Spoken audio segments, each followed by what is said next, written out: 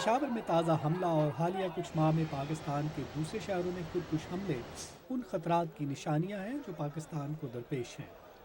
پاکستان میں عسکریت پسندوں کے خلاف کئی سالوں سے جاری جنگ نے ملک کو کئی اندرونی اور بیرونی خطرات سے دوچار کر دیا ہے۔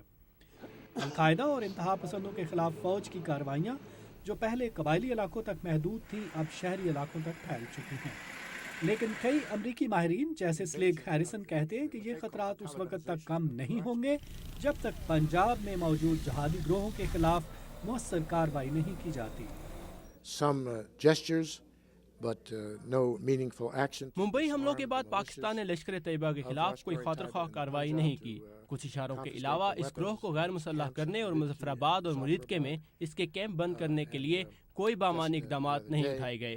Two key leaders of Lashkar-e-Taiba released. So I think there's a very great danger. اور اب تنظیم کے 2 رہنماؤں کو رہا کیا گیا ہے۔ میرا خیال ہے کہ بھارت میں لشکر کا ایک اور حملہ دونوں ممالک کے درمیان جنگ کا باعث بن سکتا ہے، اس لیے پاکستانی حکومت کو پنجاب میں انتہا پسندوں کے خلاف کارروائی کو ترجیح دینا ہوگی۔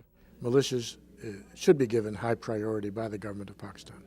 اپنی ایک تازہ report Pakistan the state of the union میں سلیگ ہیریسن نے پاکستان کو درپیش اندرونی مسائل پر بحث کی ہے۔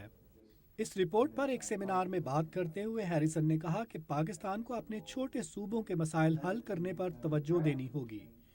انہوں نے زور دیا کہ امریکہ اور پاکستان کو القاعدہ کو شکست دینے کے لیے پشتونوں کو متحد کرنا ہوگا۔ امریکی ڈرون حملوں پر تنقید کرتے ہوئے انہوں نے کہا کہ ان سے فائدے کی بجائے نقصان ہوا ہے۔ The so-called drone attacks by Predator and Reaper U.S. unmanned surveillance aircraft امریکی ڈرون حملوں کے نتیجے میں قبائلی علاقوں میں بہت سے معصوم شہری ہلاک ہوئے ہیں۔ اس کی وجہ سے بہت سے پشتون القاعدہ اور طالبان کے ساتھ جا ملے ہیں۔ میرے خیال میں یہ پالیسی اپنی شکست کو خود دعوت دینے کے مترادف ہے۔ Al-Qaeda and the Taliban. So I think that the drone attacks are a self-defeating policy.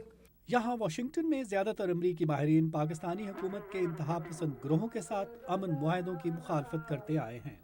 تاہم سلیگ ہیریسن سوات میں فوجی آپریشن سے قبل ہونے والے معاہدے کی تائید کرتے ہوئے کہتے ہیں کہ یہ پہلے معاہدوں کے برعکس ایک فوجی حکومت نے نہیں بلکہ پشتون سیاسی جماعت نے کیا تھا۔ ندیم یعقوب، اردو VOA، واشنگٹن۔